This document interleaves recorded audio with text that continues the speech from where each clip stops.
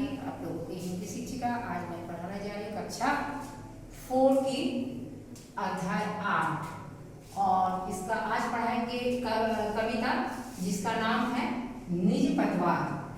और इसको लिखा किसने है? इसको लिखा है डॉक्टर शिव मंगल सुमन, है ना। तो कविता का नाम है निज पतवार। निज पतवार में बोला गया है जे आदमी के जीवन में विषम परिस्थितियां आती रहती हैं, तो उसके साथ क्या करना है? संघर्ष करना है, साहस दिखाना है और अपने आत्मबल और अपने संयम के साथ और साहस के साथ इस विषम परिस्थिति को विजय कर आगे और जीवन में बढ़ जाना है। तो शुरू करते हैं कविता। लेखक यहाँ क्या बोले हैं सो देखते हैं। निज पतवार में तूफानों की ओर घुमा दो नाविक निज पतवार, आज सिंधु ने विष उगला है, लहरों का यौवन मचला है। आज हृदय में और सिंधु में साथ उठा है ज्वार, तूफानों की ओर घुमा दो नाविक निज पतवार। तूफानों की ओर घुमा दो निज पतवार। नाविक क्या कर रहा है? सागर में तूफानों के बीच नाव चलाता है, तो उसको बोला जाए नाविक को, मानव को भी इस तरह से बोला जा रहा है और नाविक को भी बोला जा रहा है कि तुम अपना जिस पतवार से वो नाव चलाता है उसको बोला है कि घुमाओ, नाव को घुमाओ तूफानों की ओर। मतलब जीवन में जो संघर्ष है उससे घबराना नहीं चाहिए, उसका सामना करना चाहिए। आज सिंधु ने, सिंधु मीन सागर, है ना, सिंधु विष उगला है, मतलब इसमें क्या बोला जा रहा है जे तूफान उठा है और लहरों का यौवन मचला है और लहरों भी अपने उफान मार रही है। और आज हृदय में और सिंधु में, मतलब नाविक के हृदय में, दिल में और सिंधु में, सागर में साथ उठा है ज्वार। दोनों के दिल में ही एक साथ तरंगे उठे हैं। तूफानों की ओर घुमा दो नाविक निज पतवार। और फिर से बोला जा रहा है नाविक घुमा दो अपनी निज पतवार। लहरों के स्वर में कुछ बोलो, इस अंधर में साहस तोड़ो। कभी कभी मिलता है जीवन में तूफानों का प्यार, तूफानों की ओर घुमा दो नाविक निज पतवार। इसमें बोला जा रहा है लहरों के सर में कुछ बोलो।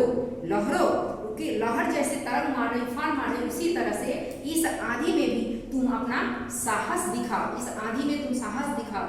और कभी कभी मिलता है जीवन में कभी मिलता है साहस दिखाने का अवसर। और इस तूफानों की ओर घुमा दो नाविक निज पतवार। नाविक को बोला जा रहा है, लेखक बोल रहे हैं कि विषम परिस्थितियों में भी अपना नाव को संभाले रखो और चलाते रहो, आगे बढ़ते रहो। यह असीम निज सीमा जाने, यह असीम निज सीमा जाने, सागर को भी ये पहचाने। जैसे सागर की अपनी क्षमता है और सीमा भी है। मिट्टी के पुतले मानव ने कभी ना मानी हार, मिट्टी के पुतले मानव ने कभी ना मानी हार। ये जो मानव जीवन है मिट्टी से बना हुआ है, मतलब जिसका जन्म है उसका मरण तो होना ही है। तो ये इसका हार तो मानना, लेकिन जीत तो खत्म होना ही है, लेकिन विषम परिस्थिति में क्या करना है? जे कभी हार नहीं मानना है, यही बोल रहे हैं लेखक, कवि। तूफानों की ओर घुमा दो नाविक निज पतवार। तूफानों की ओर घुमा दो नाविक निज पतवार। नीचे जो पतवार है नाविक, सो आपको तूफानों की ओर घुमा दो।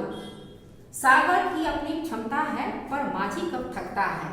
जैसे सागर की एक क्षमता है, सीमा है, तो माझी जो है इसके आगे कभी नहीं थकता है, कभी नहीं हार मानता है।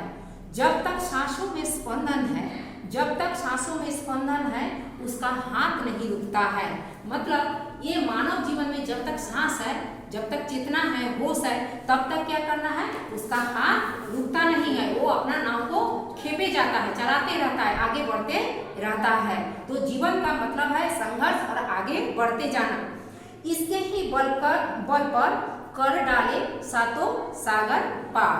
तो इसके ही बल पर, मतलब ये जो साहस आदमी के अंदर की क्षमता, इसके ही बल पर क्या किया है आदमी ने? 7 समुंदर 7 सागर को पार किया है। और तूफानों की ओर घुमा दो नाविक निज पतवार। और नाविक को बोला जाए नाविक अपना जो नाव है उसको तूफान की ओर घुमाइए और आगे बढ़ते जाइए, कभी नहीं रुकिए, जीवन में चलते जाना है। तो चलिए अब इस कविता से हमको क्या शब्दार्थ मिला सो देखते हैं। मतलब अपना, सिंधु मतलब सागर, विष मतलब जहर, ज्वार मतलब समुद्र की जल तरंग की चढ़ाव, अंधर मतलब आंधी, स्पंदन चेतना या फरकना, माझी नौका खेने वाला या नाविक, क्षमता मतलब एकता, असीम सीमाहीन, पतवार एक ऐसा उपकरण या डंडा जिससे नाव खेते हैं मतलब चलाते हैं। तो आप लोग इस कविता को घर पे पढ़िए, इसका आप शब्दार्थ याद कीजिए और छोटे छोटे क्वेश्चन आंसर कॉपी पे लिखिए, है ना। तो आज के लिए